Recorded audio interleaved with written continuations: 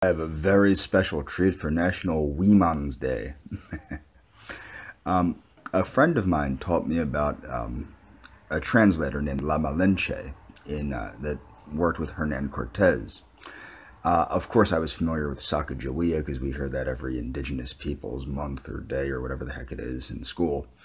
But what's interesting is these two ladies actually demonstrate perfectly the difference in the Spanish conquistador and the American pioneer's mindset of how to live amongst Indians.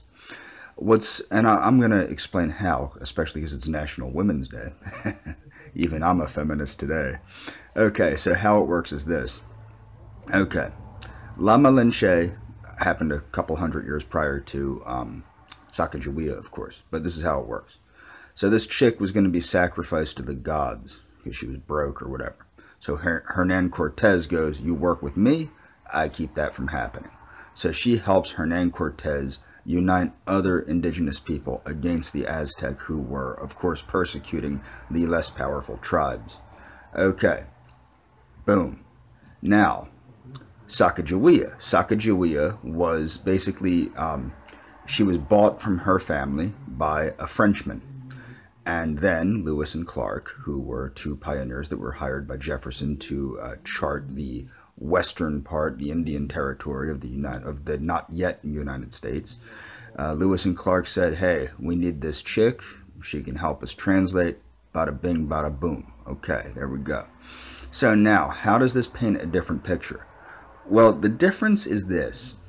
And I actually agree more with the Spanish model than what we did here, but it goes to the core differences of Spanish civilization versus the Germanic, Anglo, Franco type of mindset in North America, especially in the United States.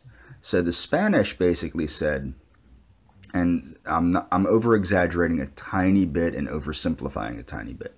The Spanish basically told the Indians, you're going to do what we say, you're going to intermix with us, and you're going to have children with us, okay? You're going to accept Catholicism. If you don't accept Catholicism, we will torture you.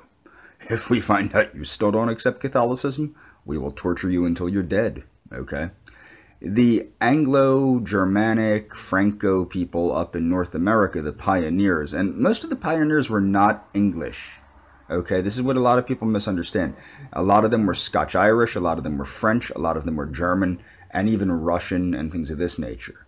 Okay, because these were the people that had not much to lose by going out into Indian territory.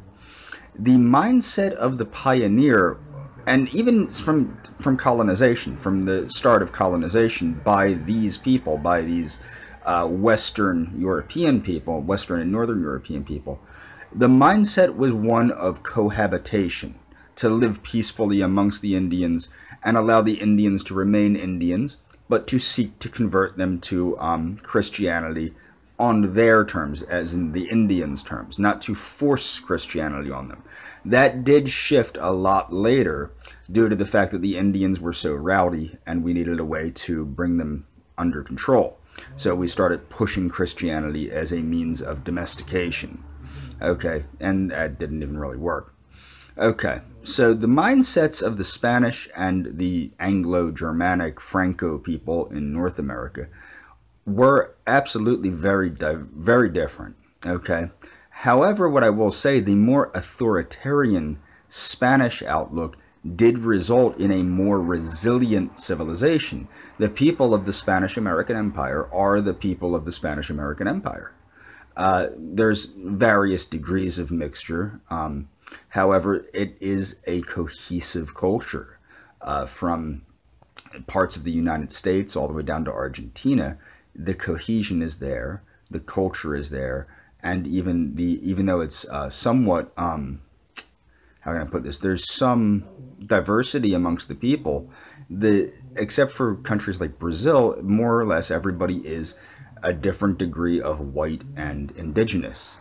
And I just thought I'd do this because I felt like honoring women on Women's Day. And what better way to honor women than to honor the women that made the Spanish-American Empire and the United States a possibility.